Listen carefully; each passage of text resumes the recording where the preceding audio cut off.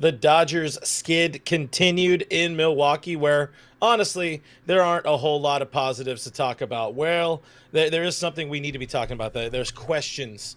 And the question I asked today is, are the Dodgers cooked? People are going to have fun with that one. We discuss on All Dodgers. Alexa, please turn on the studio lights.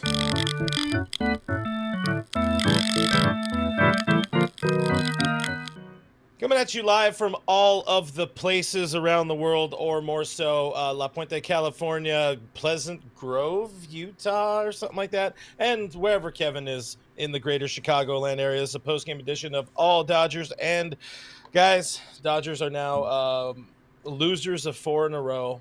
Jeff, you're going to be proud of me. I did math. Last 4 games, 38 runs to 7. That isn't going to get a Now lot tell me done. the averages. Oh, hell no. I ain't doing that.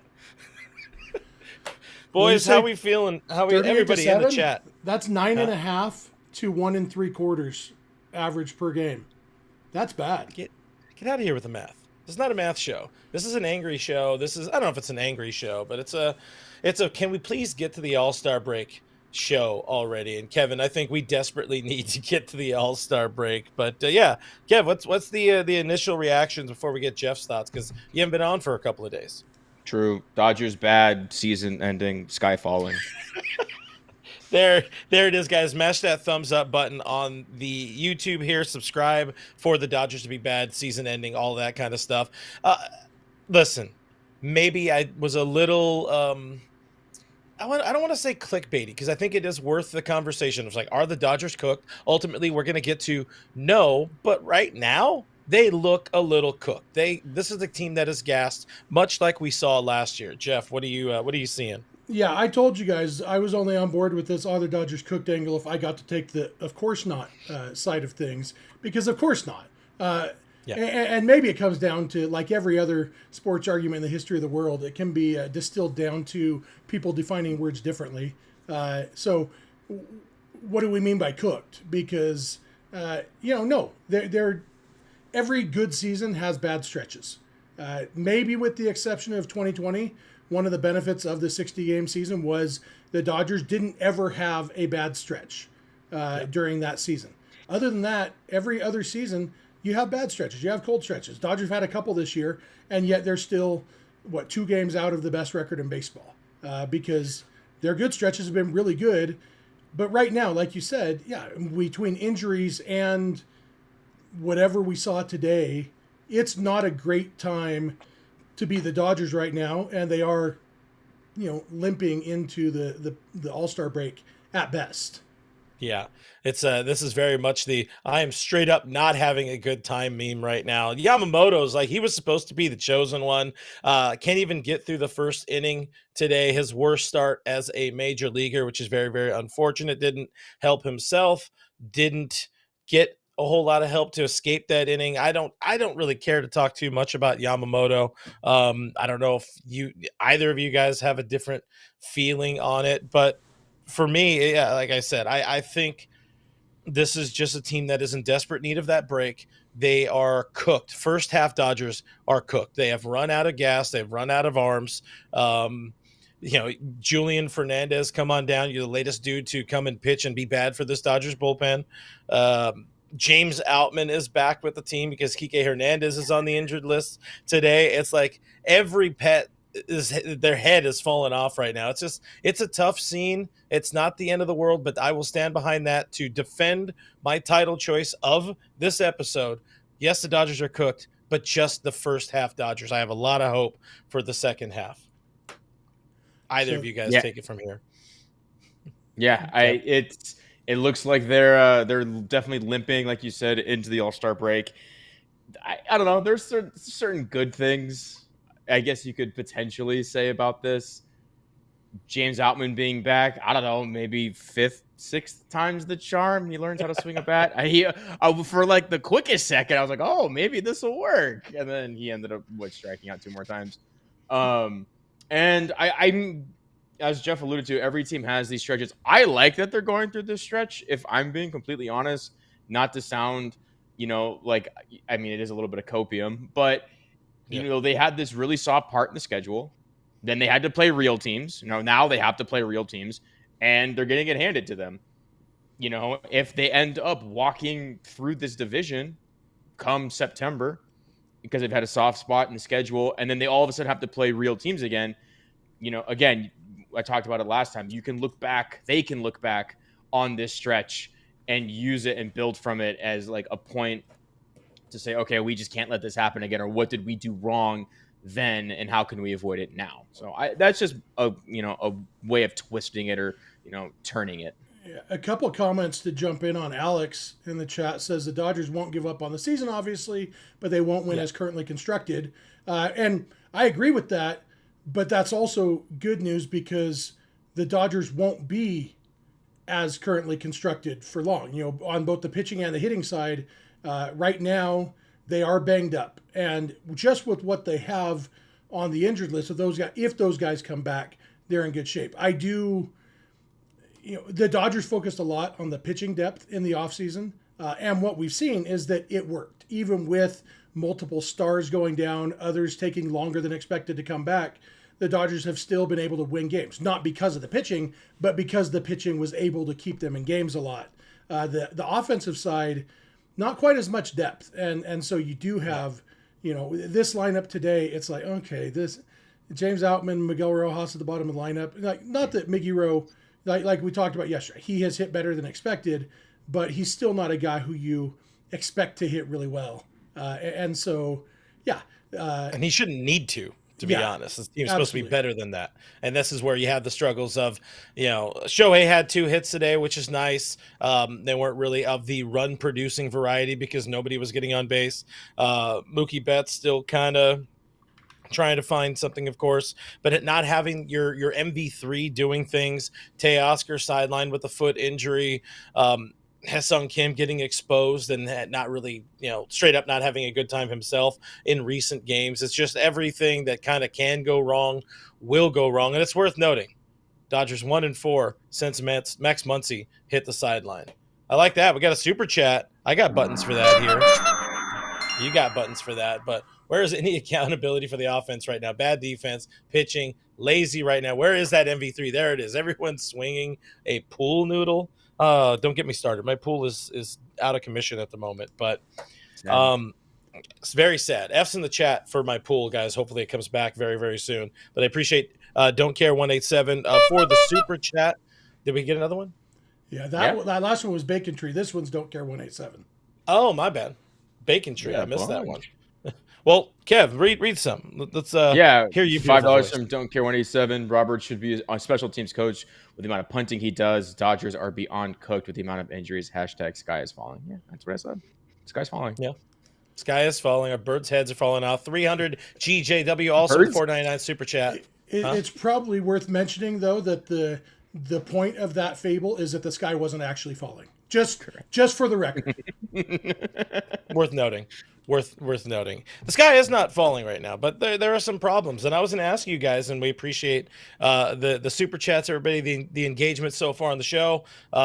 Monday post game, we appreciate when the Dodgers are playing early games, so that way it's not middle of the night post game for everybody. But Kevin kind of talked about it in an earlier diatribe. Like, it feels to me right now. You having fun? Yeah. It feels to me like right now it's important to face the good teams and the adversity right now so we can see whether or not, is it just because they don't have a lot of the bodies around, or is it because they're bad and they need some help? Yeah, and maybe this super chat kind of addresses that. 300 GJW, $4.99 super chat. Mookie's throw sums up the team's play the last 4 games. And yeah, that throw did feel a little lackadaisical. Just didn't execute, and that's kind of what the Dodgers have done the last 4 games. Just like, all right, it's been rough. It has been a case of, and the funny thing, maybe the best microcosm of this game is Yamamoto was 1 good pitch away from getting out of the first inning with no runs allowed.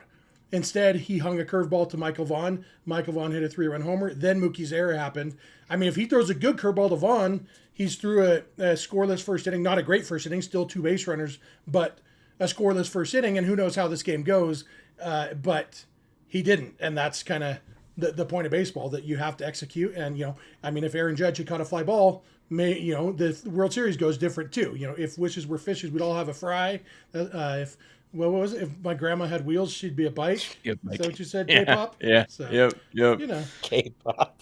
Yeah. But listen, we're going to take a second here, get back into Dodger talk and all that. But I do want to tell people about Bet Online, because it's about the time to be doing that. And I love doing that because it continues to be your number one source for all of your sports betting action. And with baseball season in full swing, football season, they say, is just around the corner, something like that. There's other sports going on. If you like betting on WNBA, I think that's still happening. Bet Online has more ways to stay in on the action with the latest odds, news, scores, even live in-game betting from MLB, UFC, tennis, NFL futures. Bet Online remains your choice for sports wagering info. I almost messed that one up. In between games, head over to the Bet Online casino. They have all the top Vegas-style games, including poker, and there's a live casino there. Do check it out. Head to the website today. Take advantage of their industry-leading VIP program. That's what it tells me to tell you. With level-up bonuses, weekly cash boosts, and a whole lot more. Bet Online. The game starts here. And look at that. Another super chat. We appreciate a super chat from... Are you going to push the button? Are you doing the... Okay. Oh, I thought it was the honky. Oh. We have standards here, Jeff. From JY Kim, not KY Jim, is American Family Field known as hitter friendly? For Sean Green, for sure. Yeah. Also depends on if the roof is open. Yeah. It's not overall. The Dodgers hit very well there. Yeah. Overall, it is it's the second. No. Oh, they don't have the minor league parks there. I'm like, what are we missing here? Of the 28 major league stadiums that have major league games being played in them this year, it is the second most pitcher friendly in baseball. Well, tied with Oracle Park for pitcher friendliness. Only Seattle is more pitcher friendly and is a lot more pitcher friendly. But overall in all aspects, American Family Field is not a friendly place to hit at, unless you're. But the Brewers just put up 10 runs. Yeah, that's what that's fair. And you're facing can't call it a AAA lineup when your all-star ace stopper decides to, crap the bed, and only get through 2 outs. But still, I don't know. I don't have much positive. Like I said at the top, I don't have a whole lot of positive out of this game. I'm very bleh about the Dodgers, and I think they're the same way. Yeah, it very much feels like that. I think with Mookie's throw, more than anything, the execution wasn't there, but it was kind of a brain fart throw because he had to play at second base if he wanted it, and he just decided to throw to first. And it's just kind of where the Dodgers are at. It feels like they're kind of not doing the things that they normally do, and they're not executing well. And, they're not taking extra bases, or there's, defensive mishaps. Touching on the roster construction currently. There's been a couple times this year where you look at the lineup and go, who? I think, obviously James Outman's not going to be sticking around unless he turns into, rookie James Outman again. But more than that, it's, Estuary Ruiz, Michael Conforto. These are not guys that will be in an October lineup. So it's just kind of waiting for guys to get healthy. You mentioned the record without Max Muncy in the lineup. We've talked about it before. He's the glue guy to the lineup. Yeah. He really does help bring it all together. Ooh. So it's not just the 4 guys at the top and then 5 other dudes. It's no, you got to get through Max, and then you got to keep. So he just, you're just kind of keeping your head above water until he comes back and trade deadline stuff, which we'll talk about in another episode. Yeah, trade deadline. That's I don't know, Jeff. You and I talked about it a little bit the other day. I still think they might need to be a little bit more active than they have hoped for or plan on doing. Yeah, and like I said, I think they were already planning on being more hopeful than they were saying, or planning on being more active than they were saying they were. I think that they are going to, you definitely can't go in October counting on James Outman. And unless he just, I thought it was weird that there was a big story before the game that James Outman got glasses and he didn't wear glasses in the game, which, I Well, I don't know. you saw who covered it the biggest. So it doesn't really mean much of. I'm going to use some liberties here. It doesn't mean shit when that publication covers it. I know from experience. I actually didn't notice which publication it was. So, Yeah. but But I digress. but I digress. So, but yeah, I mean, you can't go in October counting on Outman. You can't go into October with Miguel Rojas as an everyday starter. Despite how well he's played, and obviously some of it will come down to these guys who are supposed to hit better are going to have to hit better. Mookie and Freddie are going to have to find it. Teoscar's going to have to find it, but also you might need a backup plan in case one of those guys doesn't find it, or just, and not even like a backup plan to play instead of them, but to fill the hole in the lineup.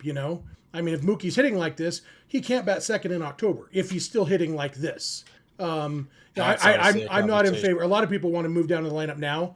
I'm not in favor of that, but if he's not Mookie Betts by October, then yeah, I don't think he can bat second for you, and maybe Jose Ramirez needs to be batting second for you. That's for Clint.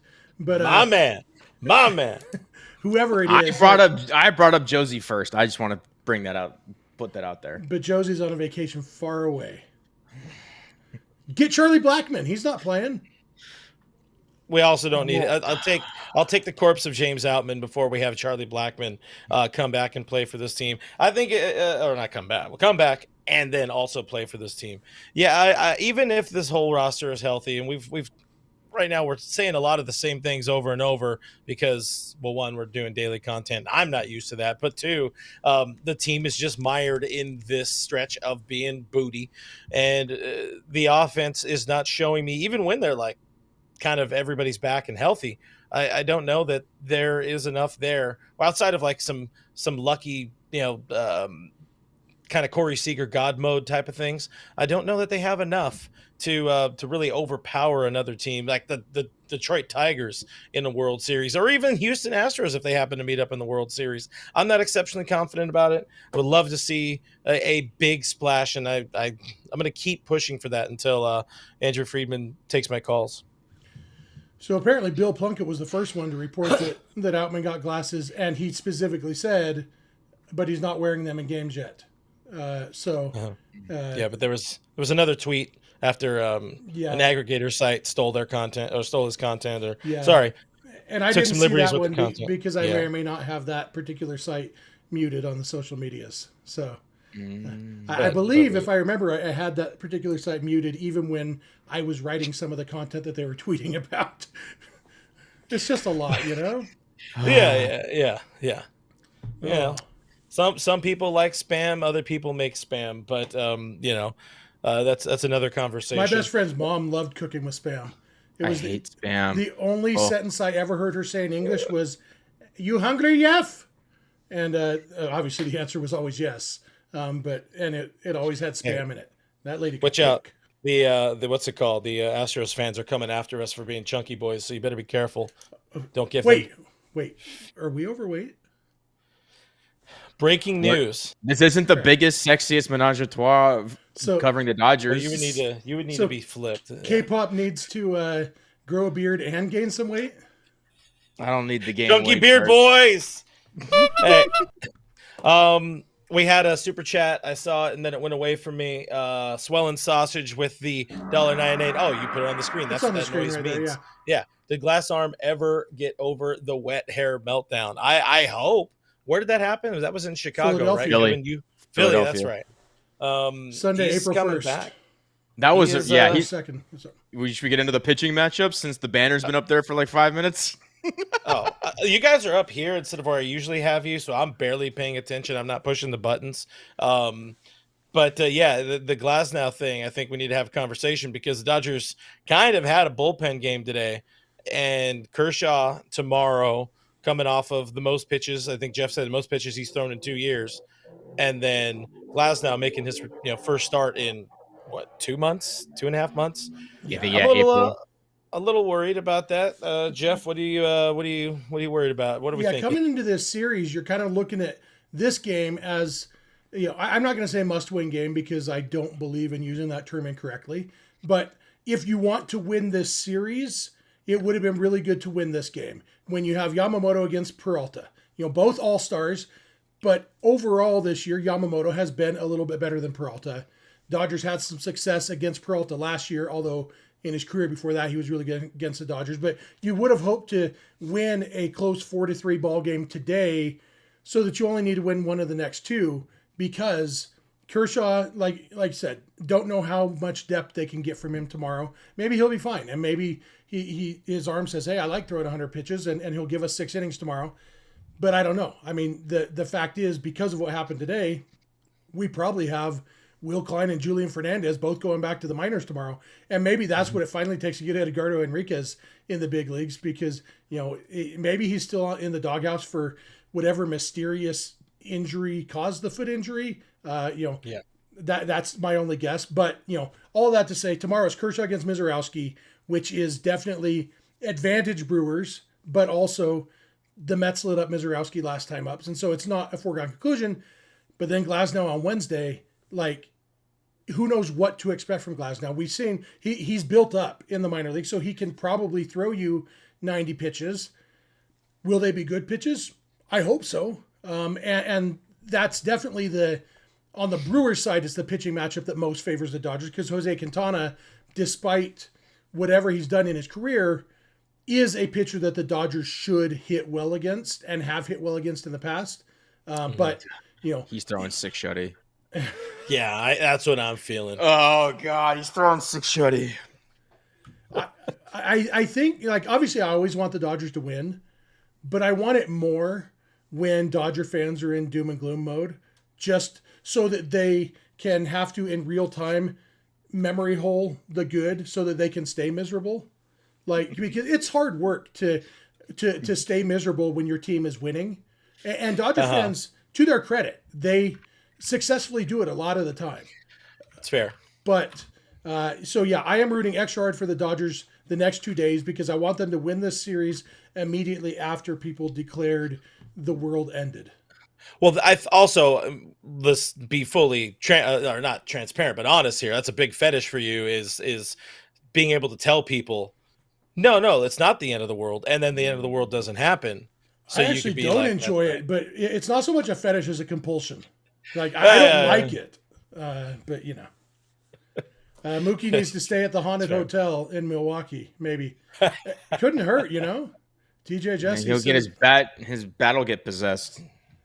I mean, a live chicken. I'll take what we can. Yeah, I mean, I'll take what we can get. Yeah, I mean, is it the ghost of Hank Aaron? Who's haunting that hotel? Because there have been some good hitters go through Milwaukee. I'll take Robin Yount. I guess Robin Yount's not dead, so he probably doesn't have a ghost yet.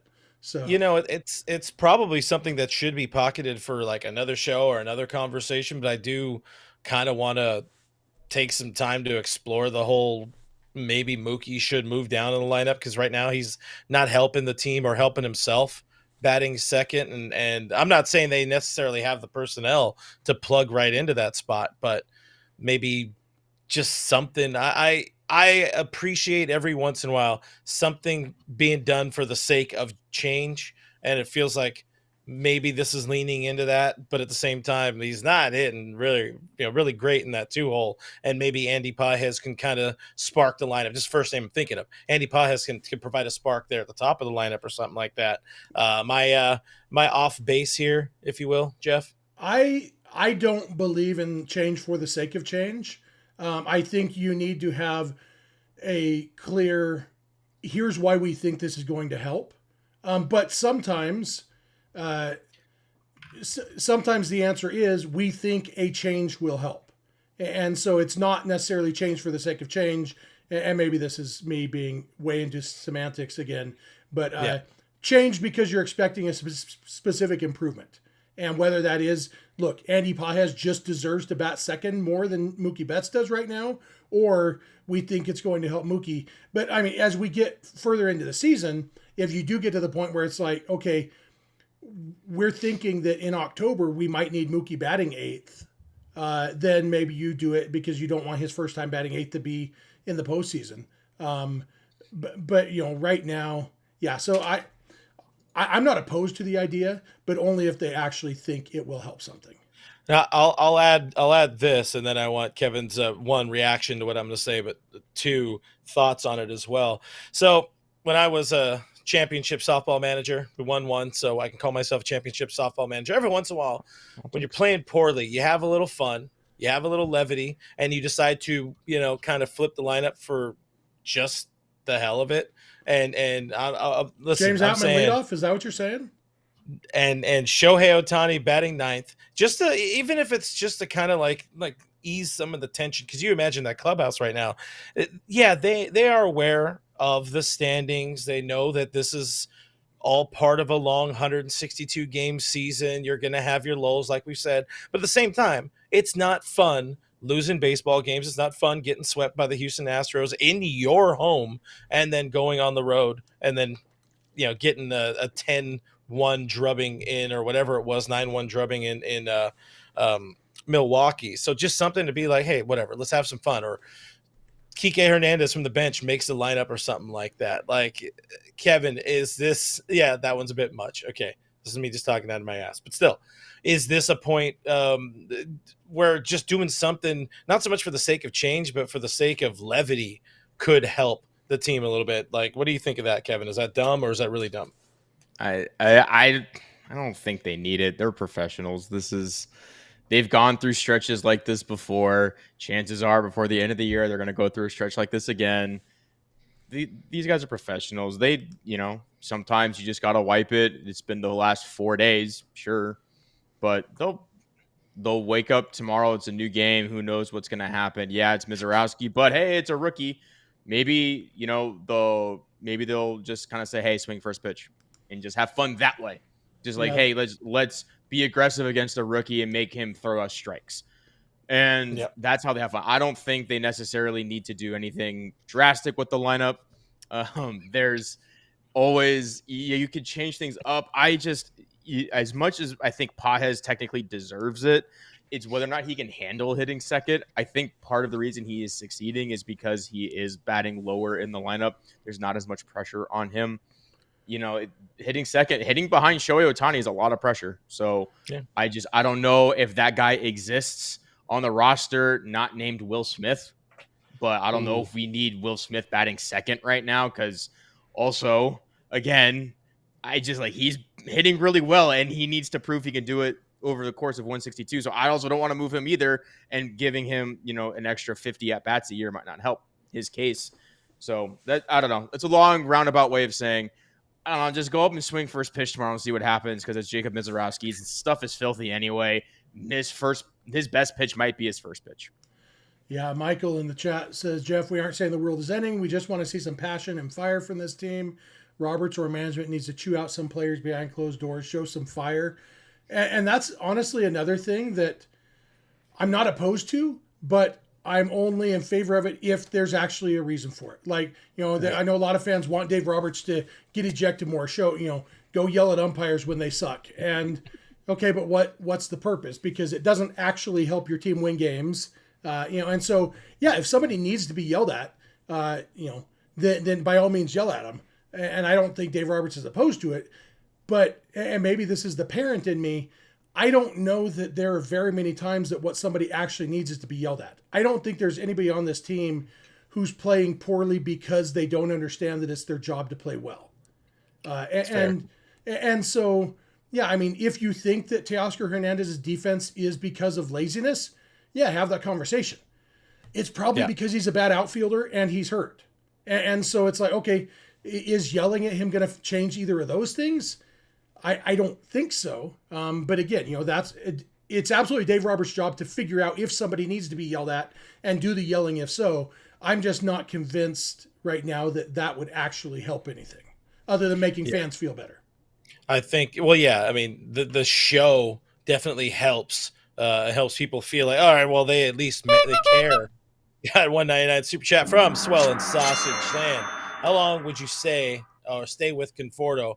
Put Rushing in left field. I think if they're going to do anything with Rushing in left field, it would have happened already. I would love to see Dalton get some more opportunities, but we need to. I saw another chat, somebody saying, we're at this point, you got to be aware of the fact, or we just got to be resigned to the fact that we're stuck with Conforto likely through the end of the season, or at worst, they're going to kind of, what was his name? Craig Kimbrell, the guy, and keep him around until like the final minute. And they'll be like, you're not going to be on the postseason roster. But getting back to my doc point real quick, stapler, I see what you did there. Where's my stapler? Dave would probably be a better manager if he had Teoscar back in the lineup and hitting, and Tommy Edman back in the lineup and hitting, and Mookie Betts hitting, and all these other people hitting. That would make him a better manager, but it's not his fault that they're not in the lineup. So this is kind of where we're at. And again, we circle back to, my sweet Lord, this team needs a break. They need that all-star break right now. We got another super chat. You like that sound effect, huh? Here, let me. It is one more time. Also, I never really realized how like out of nowhere the sound effects happen, because I haven't heard my sound effects in like 2 years. With the way, like a year and a half, with the way I have things set up now. Finally, we found something good to come from me joining this channel. This one, $4.99 super chat from our buddy Richie. Depending on Outman and Dollar Tree dumpster dives to get you through the break is a great idea. Sincerely, going to a drive-through to get a Baconator. Whoa! Hey! Catching strays over here, Clint. That is unacceptable vitriol against Baconator. Wendy's. You don't pay attention in the chat. Discord. The main topic of conversation in our Discord, by the way, go to patreon.com/realfrg to join the Discord, is the fact that Clint likes Wendy's. Do you like Wendy's more than Carl's Jr.? Me? Yeah. Oh yeah, for sure. Yeah, really. Oh yeah. But like I don't like burgers from either. Wendy's spicy chicken, like anything, is absolutely amazing, and Carl's Jr. just doesn't have anything that even. That's funny because I like Carl's Jr. spicy chicken sandwich too. It's pretty good. It's a different experience than Wendy's, but I used to like it when it was 99 cents and we were a proper Jeff and Country. That's true. Everything's got more expensive. I remember you could get a Whopper for 99 cents, like in the good old days. But the Western Bacon Cheeseburger it's a great burger. I will say, why when the three of us are doing this together, why do we devolve to food? The people like it. The people demand it. I'm always hungry. Richie says now we're turning into Dodger heads, and I will say it again. That's their things. That is their thing. I should say. They don't get. We eat. Yeah, we can. I very clearly don't eat. Hey, I was named Jeff S before Spiegel was. That dude, he gets no dibs over. We have the original Jeff. That's right. I'm the very first Jeff. Yep. Well, I don't have anything else if you boys don't. I mean, Dodgers win. Ooh. Kershaw, he's done it for the better part of almost 2 decades. He has to go out and play the stopper. Look up at your screen and read this comment. Shots fired about fast food is probably insulin shots as well. Probably. No diabetes. I'm not diabetic. Let the record show. I just had my A1C tested the other day. I am firmly in the pre-diabetic stage. My man. Cheers for pre-diabetes. Hey, don't let your dreams be dreams. Kershaw's got to play stopper tomorrow. That's where I'm at. That's where I think we're fine to end it. If Jeff wants to sign off or do anything, I'm leaving it to you, man. Yeah, well, we do have 2 voicemails. Should we run these voicemails real quick? Yeah, we can end on voicemails. Yeah, I didn't know if you were going to do them. I don't have control of the buttons. Yeah, normally we don't do voicemails on a Monday night show, but Clint made an executive decision that this game sucked enough that we should let people talk about how much it sucks. And so up first is our buddy Richie. I have screened both of these. They both did abide by the rules. Appreciate that. And so up for it's the usual suspects. We got Richie and Noah. Yeah. So up first, here comes Richie. Appreciate the boys. Well, hey, Clint. The only thing standing between you and being demonetized is Jeff because Jeff's on. And out of respect for Jeff, I'm respecting his wishes and saving my rants for Saturday. But I am going to do a Disney rant. This is what happens when you have no offense. Your starting pitching has a bad outing, and when your starting pitching gets off to a bad start, offensively, if you don't have it, it just puts more pressure and adds fuel to the fire, and that you got no hope of digging yourself out of 5-0 hole.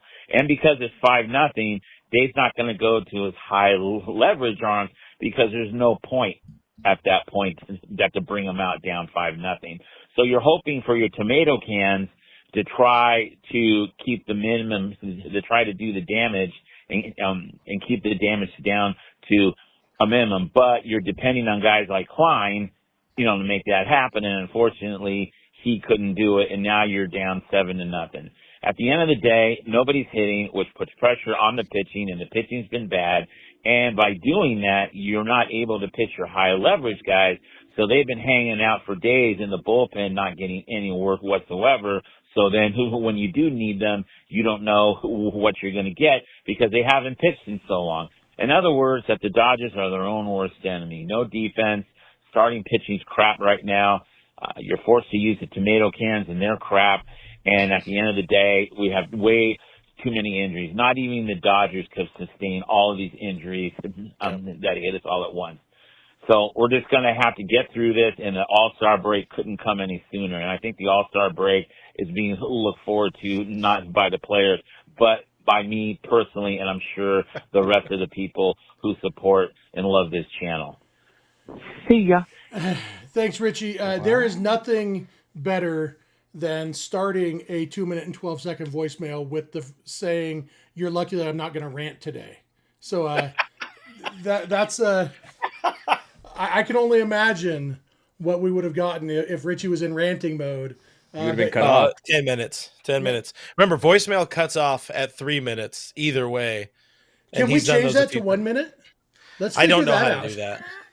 Man. But right, no, I mean, there's a few. I was say there's a few solid points in there from Richie. I had one that I wanted to talk about for a second. I forgot it, but the point of the matter is, should we play Noah's and see if because the Dodgers are incredibly injured, and I think we talk about it a lot, but we also have been. The team has been so good, we don't let it be enough of an excuse. I guess I just really wanted to say that.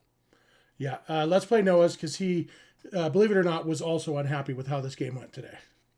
Well, what up, guys? It's Noah, as you know, and I gotta say, guys, this game has been a mess. This season has been a mess. Andrew Friedman has to go get a bullpen piece, a starter, and an extra batter to go and win the World Series. Honestly, the only player that has been consistent across the board is Will Smith.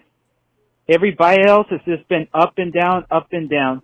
Andy, though, he's been stable lately, hasn't been in the slump, but he ain't as hot as he used to be in May. And then there's Ohtani, who, I'm not gonna lie, literally, he ain't playing like his MVP self. I feel like every time I see him, I feel like I'm seeing a Bellinger. He's either a god that hits homers or he's a Bellinger. That's how low Ohtani has hit for me, but it's just recency bias. He's a god, he's the best, he's the GOAT, other than Kershaw. Anyways, guys, let's all calm down. And as you guys know, blank the Dodger Stadium parking lot, Man Machado, Fernando Tatis, and the Ghost Runner. See ya. I think that one was great because he led that one off with this season's been like really bad, and yet the Dodgers currently have the best record in the National League and like second best in baseball. And he acknowledged his recency bias, which is good. Yeah. I do have to say, like, Shohei Ohtani, I understand the sentiment that he has not been as consistently dominant, and yet his OPS this year is 991, which is, I mean, his OPS last year on June 17th was 988. And then as late as September 1st, remember, he had a great month of September. After the game on September 1st, his OPS was 991, exactly what it is right now. He is one good month away from being exactly the player he was last year. He's got 30 homers. So it's, I guess, and we talked about last week, the expectations that we have for Shohei Ohtani are so astronomically high that when he today only went 2 for 4 with the only run scored, and it's, it's like, oh man, that sucks. And even Conforto. Conforto was on base twice today, right? Didn't he walk? Was it one? Once. I'm not seeing a walk in the box score. Did he? Anyway, but he was on. He hit a double, and it's like, throw him to the Lions, and it's like, all right, well, I don't know. It is. I understand being frustrated about a stretch like this. It's an overreactionary world we live in here, and And we're here Dodgers. for it. Yeah, we're here I for it, and think, Dodgers are still the best team in the NL, even when they're this yeah, bad. and I don't know. We can, if we want to wrap on this thought, we can. But we're always I like putting it into perspective of the NFL season on how long a baseball season is. This stretch of like Dodgers being bad, like this last week, is the equivalent of one bad half of one bad football game. That's it. That's it. So it's like that. Nothing is wrong with the team. They'll be fine. Andrew Friedman does not need to go get like all of these pieces. They are hurt. They will come back. They do need to make a move, I think, but we'll touch on that later. But there's just a lot of things that just aren't going right, and that's okay. And throughout all that, they still have the best record in the National League. And now they're going to go into the All-Star break on a 5-game winning streak and render all of this moot. Yes, I love when that happens. I love moot. Can we place a bet on this? Yeah, I don't have high hopes for the final 5 games of this this first half of the season. But guys, that is about it. We appreciate you hanging out with us. Thank you for watching. Thank you for listening. Thank you for everybody hanging out with us and sharing therapy together while the Dodgers lose their 4th in a row. It's not fun. Like Diane said in the chat, we're just frustrated, and that's fine to be frustrated. That's what sports are here for, to make us frustrated. But thank you for the super chats. If you guys are looking for a different way to support the show, as Jeff mentioned earlier, do check out our Patreon, patreon.com/realfrg, or click the join button here on YouTube. With that, you get access to our Discord, where we're talking Dodgers all day long, all year long. Sometimes we're very much complaining about the Dodgers all day long, or at least all game long, but it's a really, really cool community. We also have game watch parties, and we might have one coming up on Friday, potentially. We got to discuss this. Other things, Dodger Stadium meetups, all that kind of stuff. So do check that out. Links are in the description. The guy all the way on screen right, that is Skinner7 Kevin. I am Real FRG. The guy in the middle is Snydog. We're here whenever we're here. We'll see you on the next one. All Dodgers presented by Bet Online. Okay, bye.